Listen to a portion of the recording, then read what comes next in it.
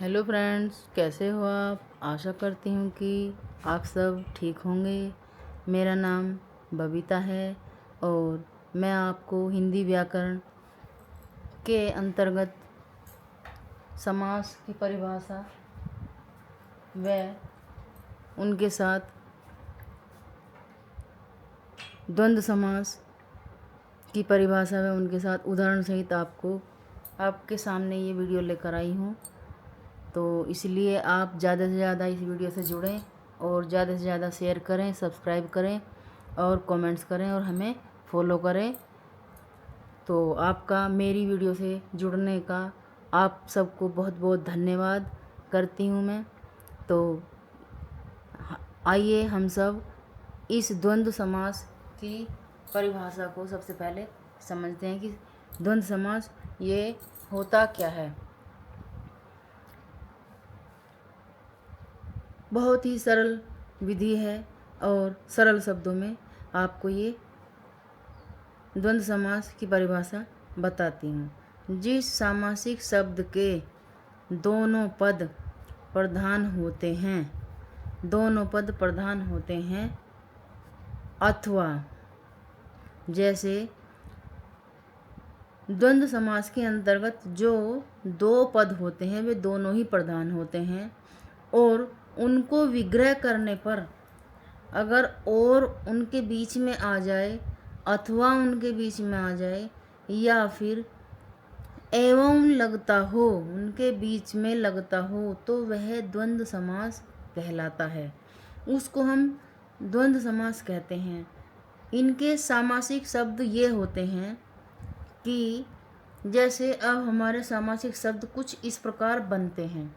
तो यहाँ हमारा ध्यान से देखने और समझने वाली बात है कि भाई को बहन के साथ ही लिखा जाता है और बोला भी जाता है। जैसे कि हम आम भाषा में बोलते हैं कि भाई और बहन,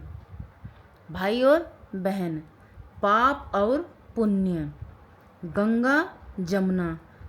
और को हटाकर, एवं को हटाकर हम इसमें सिर्फ इस डैश योजक चिन्ह लगाते हैं, एक दूसरे वर्ड को एक दूसरे से जोड़ देते हैं और इनका जो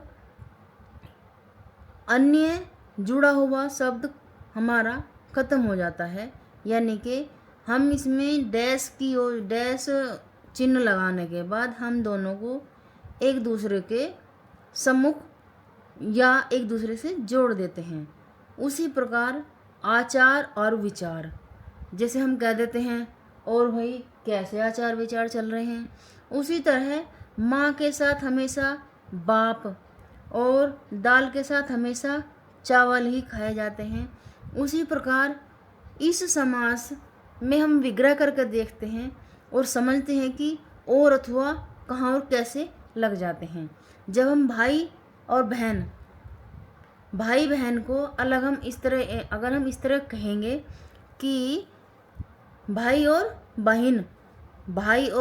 बहन, जैसे तुम कितने बहन भाई हो, या फिर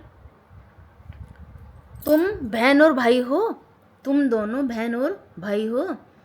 उसी प्रकार यह विग्रह हमारा इस प्रकार भाई और बहन, तो ये हमारा क्या हो गया, हमारा द्वंद्व समास हो जाता है। उसी प्रकार पाप के साथ पुण्य जरूर होता है, तो ये भी हमारा द्वंद्व समास की ओर इंगित करता है। गंगा और जमुना, गंगा के बीच में से और हटा दो, गंगा जमुना भूल जाएगा और हम कहाँ जा रहे हैं, गंगा और जमुना पे जा रहे हैं। इस प्रकार ये सेंटेंस कुछ बोलने में आता है। फिर आचार और विचार, यहाँ हमने एक साथ रखे हुए हैं, एक दूसरे को जोड़े हुए हैं, लेकिन यहाँ हम आचार के साथ और लगाकर विचार बना देते हैं। आचार और विचार, माँ के साथ और बाप, माँ और बाप, कहाँ गए हैं तुम्हारे माँ और बाप। तो इस प्रकार यह द्वंद्व समास हमारा इस प्रकार कंप्लीट होता है। दाल के साथ, दाल और क्या बनाया है, जैसे आम भाषा में बोलते हैं, एक दूसरे बोलता है कि आज आपने क्या बनाया है, तो हम सिंपल भाषा में बोलते हैं कि आज हमने दाल और चावल बनाए हैं, दाल और भात बनाए हैं। इस प्रकार ये सामासिक और समास विग्रह करने के बाद हमें कुछ विशेषतः पॉइंट मिल जाता है कि हम इसको किस तरह से बोल सकते हैं, क्या छुप जाता है और क्या इसमें जुड़ जाता है। जब द्वंद्व समास में दोनों पदों को जोड़ने वाले समुच्चय का लोप हो जाता है, अर्थात और अथवा नहीं होता, यानी कि जैसे कि हमारा यही सेंटेंस है माँ बाप, इस टेंस को लगाने के बाद हमारा दोनों पदों को जोड़ने के बाद समुच्चय का लोप हो जाता है, अथवा और नहीं दिखाई देता, इसलिए अथवा नहीं होता, तो इसलिए दोनों पद प्रधान होते हैं। ये दोनों पद प्रधान ही होते हैं क्योंकि माँ बाप के बिना नहीं हो सकता कंप्लीट, और बाप माँ के बिना कंप्लीट नहीं हो सकता। दाल रूखी नहीं खा सकते, चावल रूखे नहीं खाए जा सकते, तो इसलिए इन दोनों पदों को प्रधान माना जाता है। वैसे इस समास में 3 भेद होते हैं जो इस प्रकार से आपको बताते हैं। इसमें एक होता है इरेत्तर द्वंद्व। इसमें सीधा सीधा बताया गया है कि इरेत्तर वह सामासिक पद होते हैं जिनके अंदर और तथा शब्द आ जाते हैं, तो ये तो हो जाते हैं हमारे इरेत्तर शब्द, इरेत्तर द्वंद्व। उसके बाद समाहार, देखो समाहार किससे जुड़ जाते हैं, पदों के अतिरिक्त, पदों के अर्थ के अतिरिक्त। जैसे हमारा ये पद हो गया दाल, दाल और भात, इस तरह से जैसे हमारा हो गया मास,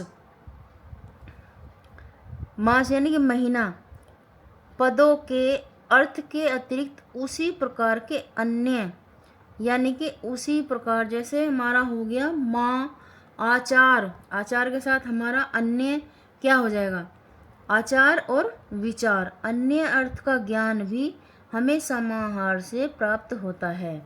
जैसे कि तीसरा नंबर आता है हमारा वैकल्पिक द्वंद्व। इस वैकल्पिक द्वंद्व में या अथवा यूज होता है, वैकल्पिक द्वंद्व में या अथवा ये दोनों शब्द यूज होते हैं, तब हमारा दोनों पद पूरे होते हैं, पूर्व प्रधान पद और उत्तर प्रधान पद। पूर्व के बीच में ये या ये, बाद में उत्तर पद पूरा करके हमारा ये द्वंद्व समास बन जाता है और वैकल्पिक शब्दों का, वर्णों का, स्वरों का यूज हो जाता है। उसी प्रकार अगर हम देखते हैं कि इरेत्तर शब्द में कैसे इन सब शब्दों का यूज होता है, जैसे इरेत्तर द्वंद्व समास, इसमें अन्न व जल डी डैश का चिन्ह लगाकर हम इसको अलग अलग करके देखते हैं और बोल के देखते हैं। अन्न व अन्न जल, जैसे अब तो हमारा अन्न जल खत्म हो रहा है, जैसे कोई बूढ़ा व्यक्ति कहता है कि अब तो हमारा अन्न जल खत्म हो रहा है, तो हम उसे आम भाषा में बोलेंगे कि अन्न और जल, उन्होंने एक साथ बोल दिया, हमने अन्न और जल अपनी भाषा में अन्न और जल बोल दिया। उसी प्रकार समाहार द्वंद्व में देखो ऊंच व नीच, ऊंच व नीच, इसमें भी बताया गया था कि उसी तरह का अर्थ का ज्ञान होना चाहिए। जब ऊंचा है तो नीचा भी तो होगा, जब ऊंचा है तो ऊंचे से हम नीचे को भी तो देखेंगे, तो यही हमारा वर्ड एक साथ भी भूल जाता है और हमारा ऊंच नीच और ऊपर नीचे होकर भी बन सकता है, लेकिन इसको हम ऊंचा व नीचा, ऊंचा नीचा बोलेंगे। उसी प्रकार ये वैकल्पिक द्वंद्व का एक उदाहरण बचता है आपको समझाने के लिए। जैसे घट बढ़, घट बढ़। अब किसी को आम भाषा में कहते हैं कि कितने किलो गेहूँ थे, और अगर घट गए तो भी तुम्हारे, बढ़ गए तो भी तुम्हारे। इस प्रकार घट या बढ़ हम उसे दूसरे शब्दों में बोलते हैं कि यह सामान घट या बढ़ सकता है। इतने किलो सामान था कि यह सामान ज़्यादा भी हो सकता है और कम भी हो सकता है। आज की वीडियो मैं यहीं पर समाप्त करती हूँ। कल फिर एक नया टॉपिक लेकर आपके सामने, आपके पास, आपके लिए लेकर आऊँगी। आप जुड़े रहिए मेरी हिंदी व्याकरण की वीडियो से, जुड़े रहिए। आपको हर दिन एक नया टॉपिक पढ़ने के लिए और समझने के लिए मिलेगा। आप ज़्यादा से ज़्यादा शेयर करना, लाइक करना, कमेंट्स करना, फॉलो करना, सब्सक्राइब करना। धन्यवाद। वाह।